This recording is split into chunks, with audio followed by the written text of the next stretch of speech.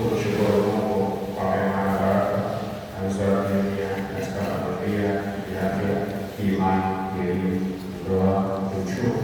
Wanaomba zidi kusimamia kipindi chote kijacho, familia, jumuiya, kanda na kijamii. Tumeomba familia ya Mtakatifu. Kumshukuru Mungu kwa kufikisha mwaka 2026 na anaomba ulinzi na mafanikio katika familia. Tumeomba na Kristo mmoja. Kumshukuru Mungu kwa ulinzi, baraka na neema alizojalia kwa mwaka mzima wa 2025 na anaomba ulinzi, neema pamoja na mshikamano, mafanikio na utukufu wa Mungu mwaka wa 2026. Tunaomba na msaidizi aomba. Kumshukuru Mungu kwa ulinzi, neema na baraka zake alizopatia familia yake mwaka 2025. Anazidi kumwomba Mungu amjalie baraka na ulinzi wake kwa mwaka 2026.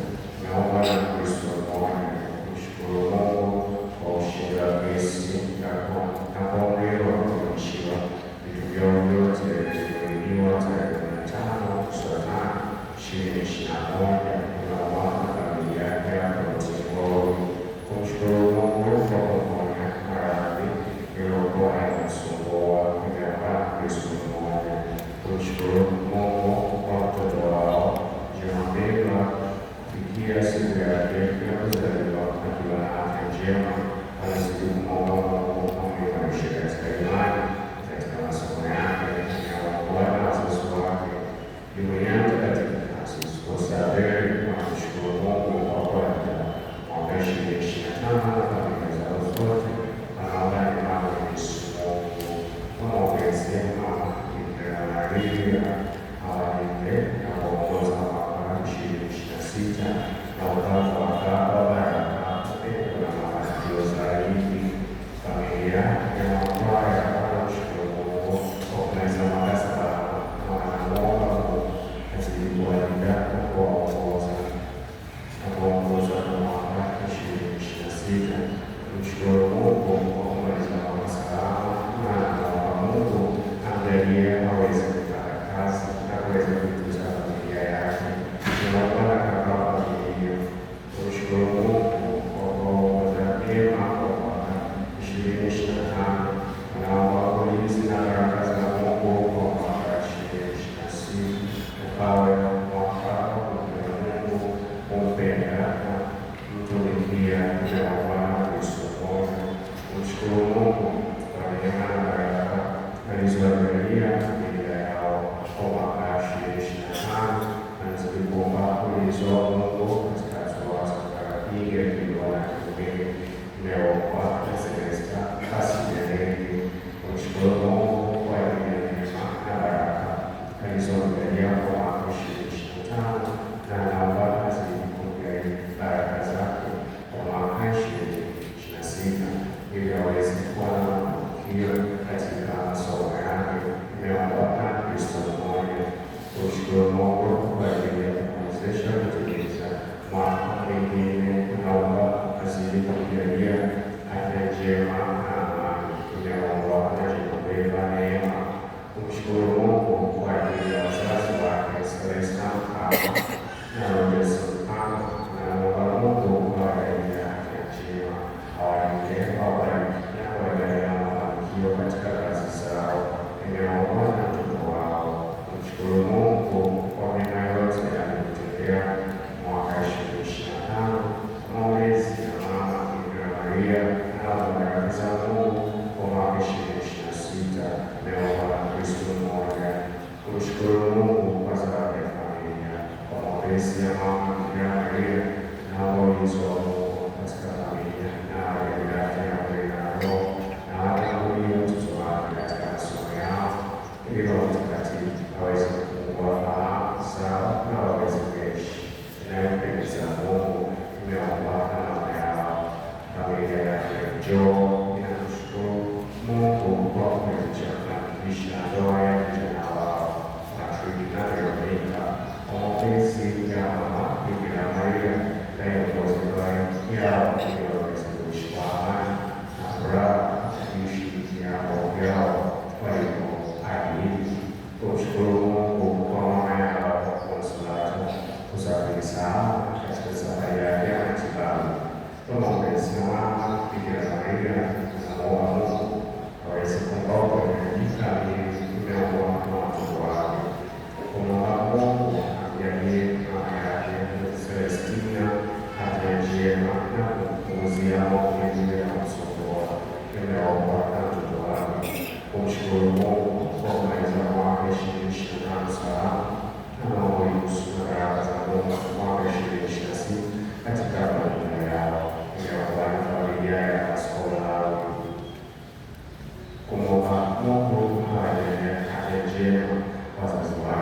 ili waweze kuishi kwa amani na upendo.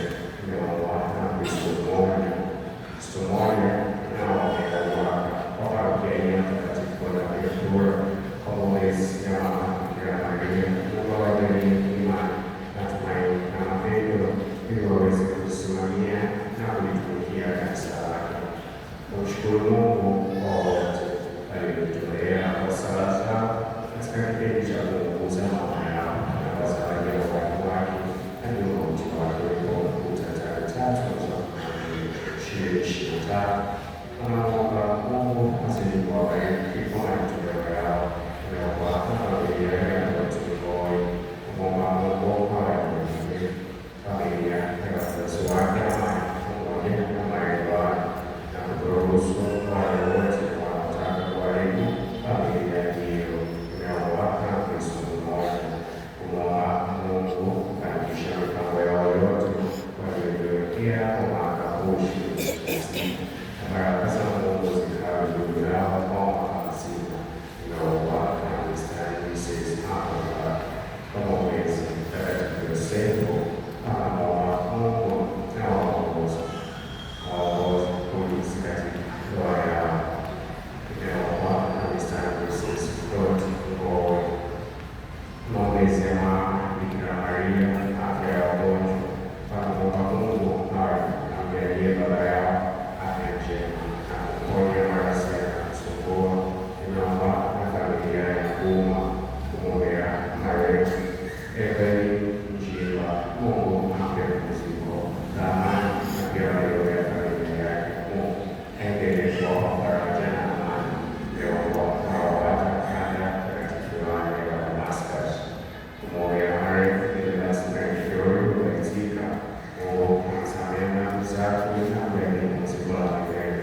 Tunaomba Salome na Lina Waitika kumwombea marehemu Asteria Moshi, Elizabeth Jao, Mary Moshi, Esther Moshi, Laure Chua pamoja na marehemu wote wa Chua na Moshi. Mungu awape pumziko la milele tunaomba Kristo mmoja.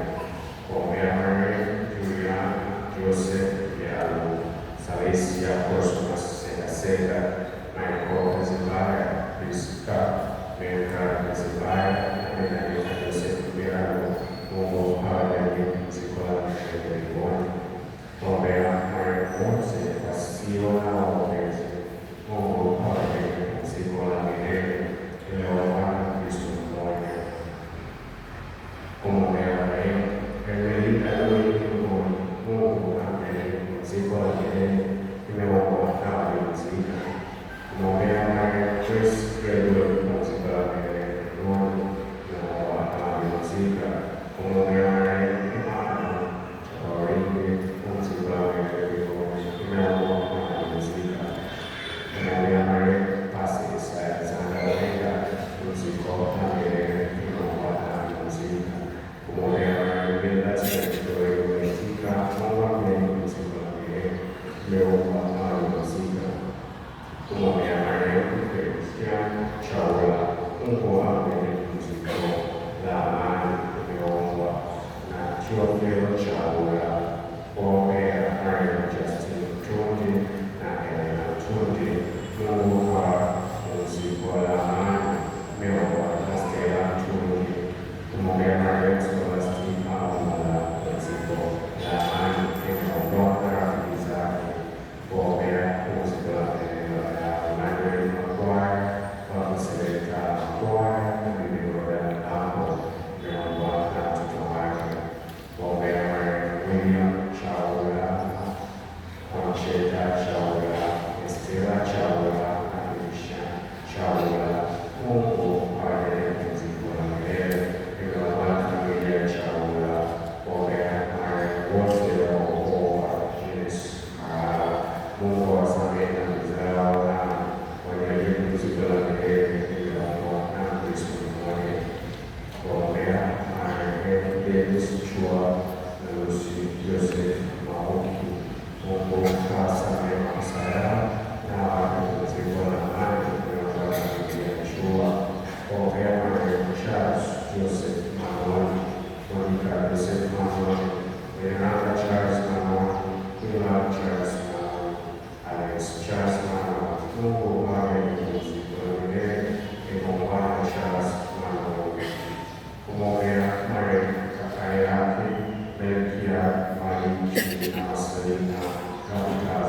Mungu awape pumziko la milele. Nimeomba na kuomba kuombea marehemu Constancia Orota, Sofia Ololo, Rodas Ololo, Joseph Siara, Jane Primo, Mario Great, na marehemu wote kwa Orota, Sangawa, Minde na Yawe. Mungu awape pumziko la milele.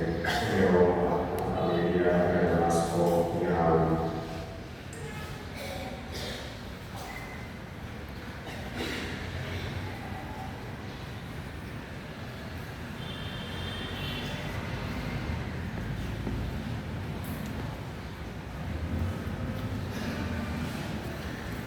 Ndugu zangu, Dominika hii tunamwambia Mungu nia zetu, tunamwambia Mungu anayejidhihirisha kwetu, hasa tunaposherehekea siku hii ya Epifania. Kutoka neno la Kigiriki Epifania ikimaanisha kujidhihirisha, kujimanifest, kujiweka mbele ya watu na kutambua hasa ni mimi nilivyo na sifa zangu ni zipi, na ndio hasa theophany, Mungu ajidhihirisha pamoja nasi. Tunakuja tunatolea hizo nia zetu na nia za misa tulizosikia ndio tumesimama, lakini tukitambua kwamba ndani ya mioyo yetu tu wadhaifu na tunataka kumtolea Mungu sala na mbele zetu, basi tujute dhambi zetu ili tuweze kustahilishwa kutolea sadaka hii takatifu.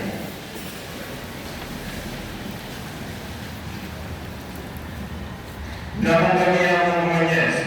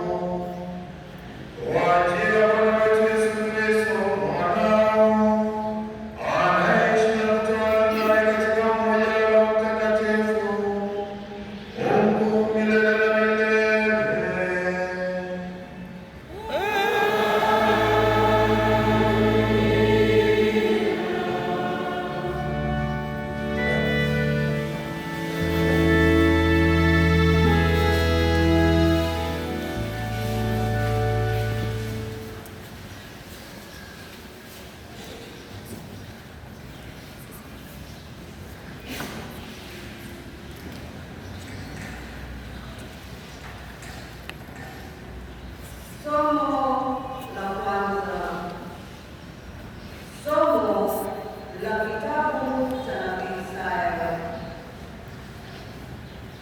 Ondoka, Yerusalemu, uangaze, kwa kuwa nuru yako imekuja na utukufu wa Bwana umekufikia. Maana tazama, giza litaifunika dunia na giza kuu litaifunika kabila za watu, bali Bwana atakuzukia wewe na utukufu wake utaonekana juu yako. Na wafalme na mataifa watailia nuru yako, na wafalme huujia mwanga wa kuruka kwako. Inua macho yako utazame pande zote, wote wanakusanyana wanakujia wewe. Wana wako watakuja kutoka mbali, na binti zako watabebwa viungani. Ndipo utakapoona na kutiwa nuru, na moyo wako utatetemeka na kukunjuka, kwa kuwa wingi wa bahari utageuzwa kususia, na utajiri wa mataifa utakuwasilia. Wingi wa ngamia utakufunika, ngamia vijana wa Midiani na Efa, wote watakuja kutoka Sheba, wataleta dhahabu na uvumba na kuzitangaza sifa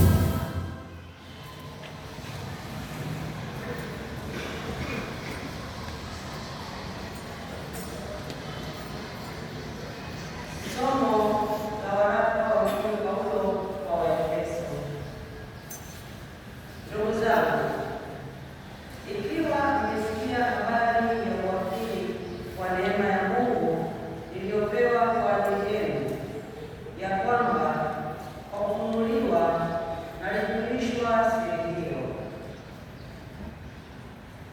Siri hiyo hawakufunuliwa wanadamu katika vizazi vingine, kama walivyofunuliwa na mitume wake watakatifu na manabii zamani hizi katika Roho, ya kwamba mataifa ni warithi pamoja nasi wa urithi mmoja na wa mwili mmoja na washiriki pamoja nasi wa ahadi yake iliyo katika Kristo Yesu kwa njia ya Injili. Neno la Bwana.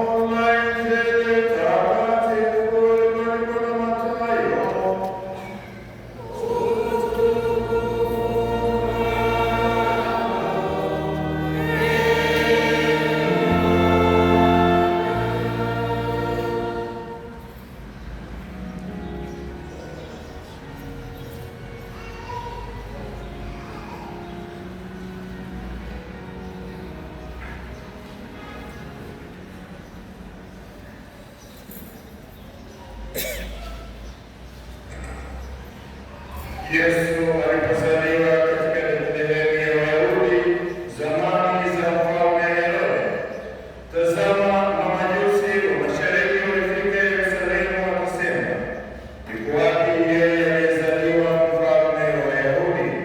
Kwa maana tuliiona nyota yake mashariki, nasi tumekuja kumsujudia. Basi mfalme Herode aliposikia hayo alifadhaika, na Yerusalemu pia pamoja naye. Akakusanya wakuu wa makuhani na wote na waandishi wa watu, akatafuta habari kwao, Kristo azaliwa wapi? Nao wakamwambia, katika Bethlehemu ya Uyahudi, kwa maana ndivyo ilivyoandikwa na nabii, nawe Bethlehemu katika nchi ya Yuda, huu mdogo kama katika wajumbe wa Yuda, kwa kuwa kwako atatoka mtawala atakayewachunga watu wangu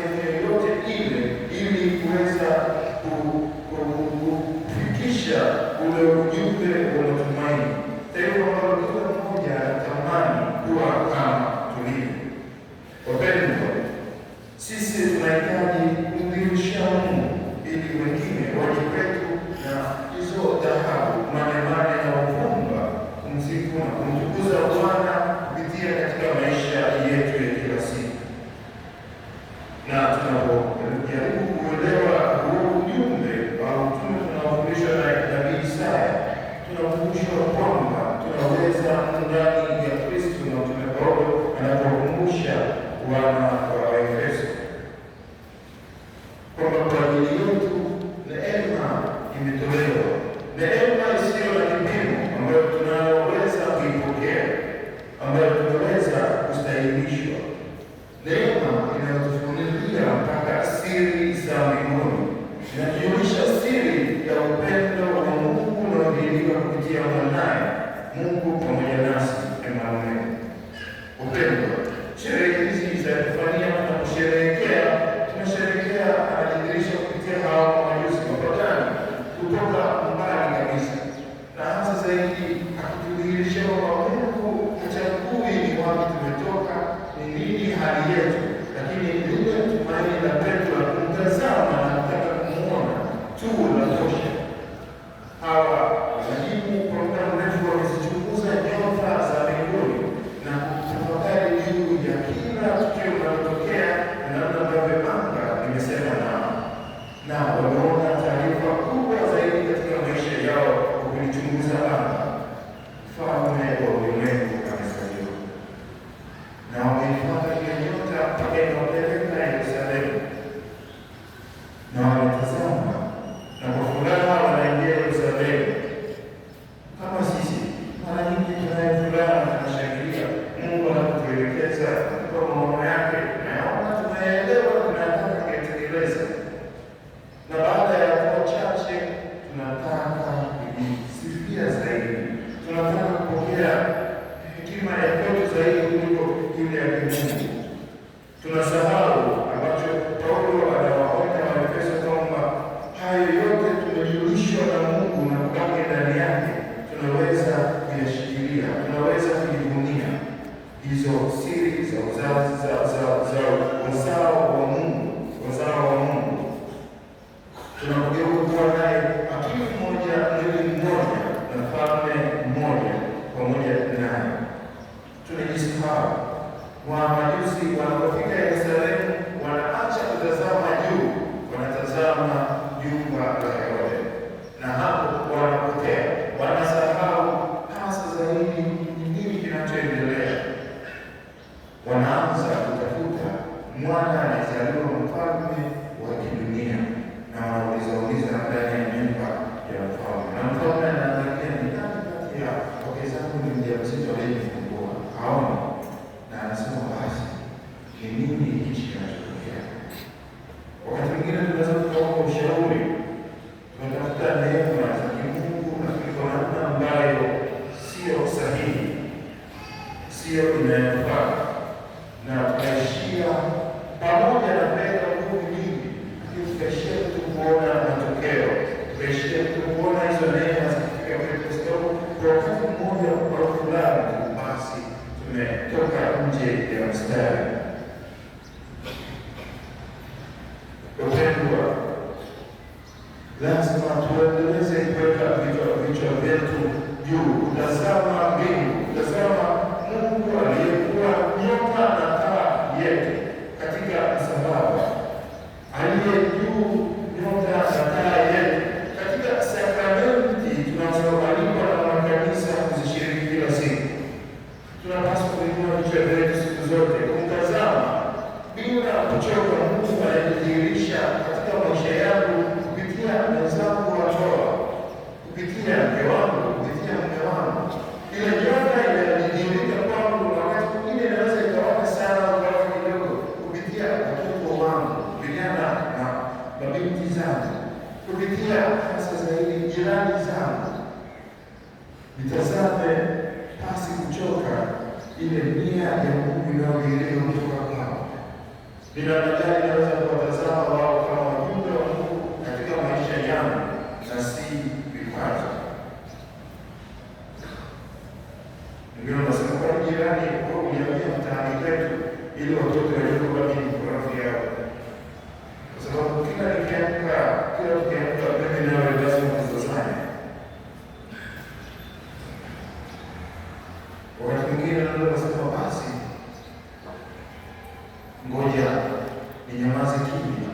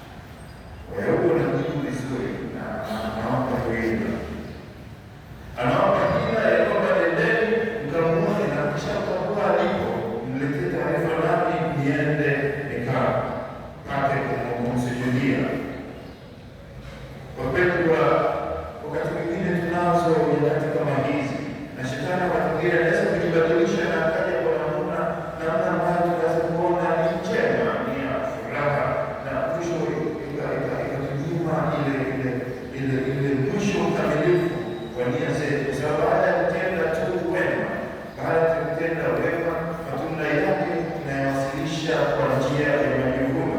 Matunda yake tunaweza kuyawasilisha kwa wengine kwa njia ya kwamba tu bora zaidi mbele ya Mungu kuliko wengine. Lakini baada tu ya kutoka nje ya Herode, mamajusi hawa wanatazama tena juu na wanaiona nyota.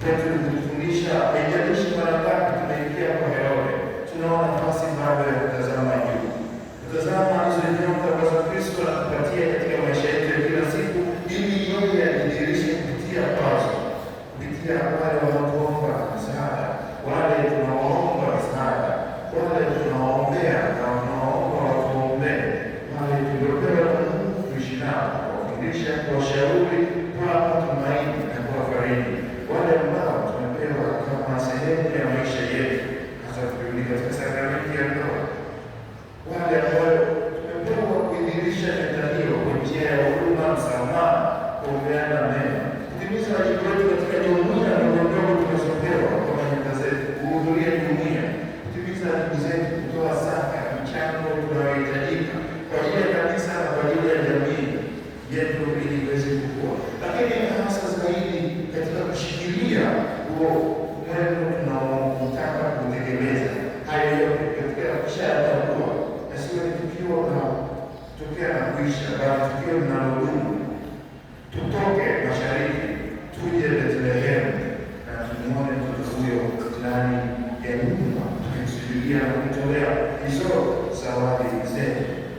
Sisi kwa namna ya kipekee tumepewa hizo nane, tumepewa hizo dhahabu, tumepewa huo ukubwa, na haya yote tunashiriki kwa kutumia kwa kupitia sakramenti ya ubatizo, ambapo tunashiriki hizi zawadi zote, na najua tunafahamu maana yake, lakini si vibaya kurudia juu ya maana ya hizi zawadi ambazo wanamtolea wao. Wanamtolea yeye dhahabu, ikidhihirisha hasa zaidi ule ufalme wake. Dhahabu ndio alama ya kifalme Mungu,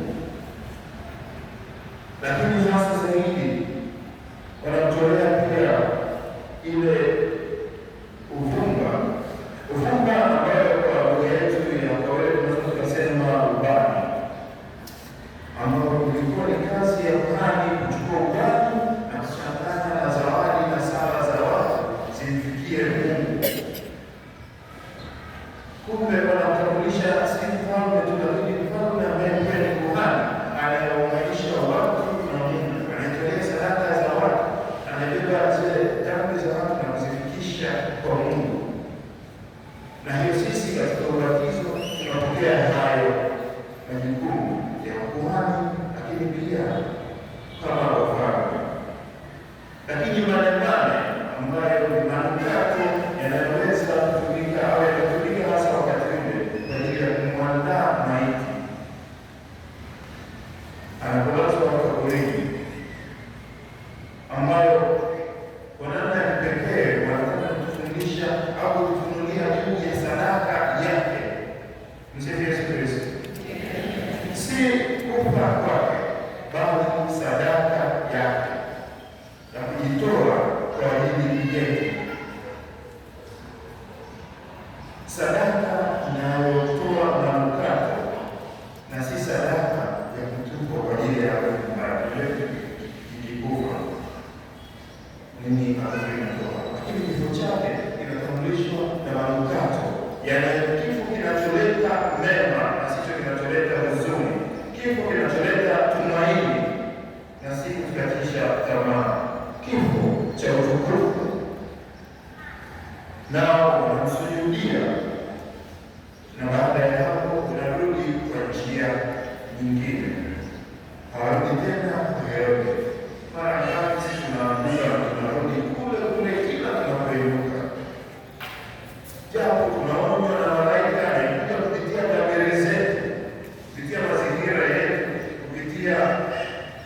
walezi wetu,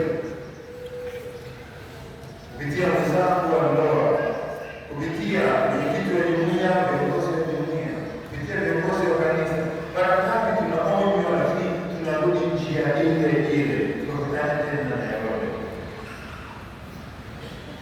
Tumwombe Mungu atujalie neema tunaposherehekea sikukuu hii ya kutekeleza au kujidhihirisha kwake, ili sisi nasi tuweze kujidhihirisha ule uwepo wake ndani yetu. Si sisi tu tutakaweza kuishi, bali tuishi ndani yake, kuwa pamoja naye, ili tuungane na mwanga wetu uweze kutuangaza sisi wenyewe, nafsi zetu, familia zetu, jamii yetu, jumuiya zetu, lakini na taifa zima kwa umoja, tukiwa na furaha ya kumtukuza Mungu anayekubali kukaa pamoja nasi. Tunaombe Mungu, tukiwaombea wale wote ambao kwa namna moja au nyingine wanataka au tunataka waungane nasi katika kujidhihirisha hao. Tusiombe tu tukawa taa zinazowaka zenyewe, tuwe taa nyingi zinazowaka katika kijiji chetu, katika mtaa wetu, katika parokia yetu na jimbo letu, wote tukiwa taa zinazowaka mjini kwetu au katika mji wetu usiwe na giza, ili ndugu ya Bwana Kristo mwenyewe inapowaka, nasi tuangaze pamoja naye katika maisha yetu, basi kukata tamaa, bali kwa furaha tunaweza kushirikishana katika umoja wetu. Tumsifu Yesu Kristo. Katika historia ya kanisa, Jumapili au sikukuu ya Epifania hutangazwa pia sherehe na sikukuu za kanisa ambazo kila mwaka zinabadilika tarehe, na hasa zaidi baada ya Injili. Ni sehemu ya liturujia ya Epifania. Tushameza wale wa Tanzania matangazo ya liturujia, baada ya kutangazia matangazo ya kawaida. Tusimame tukiri ndani.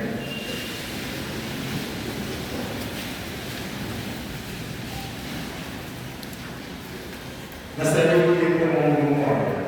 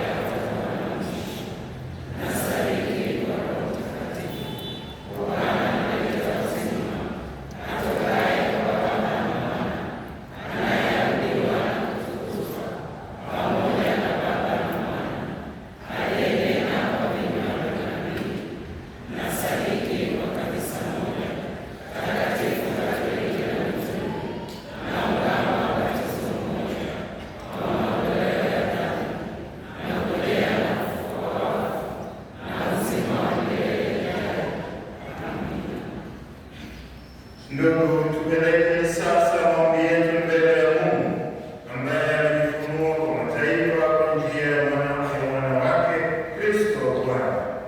Tumwombe Mungu Baba.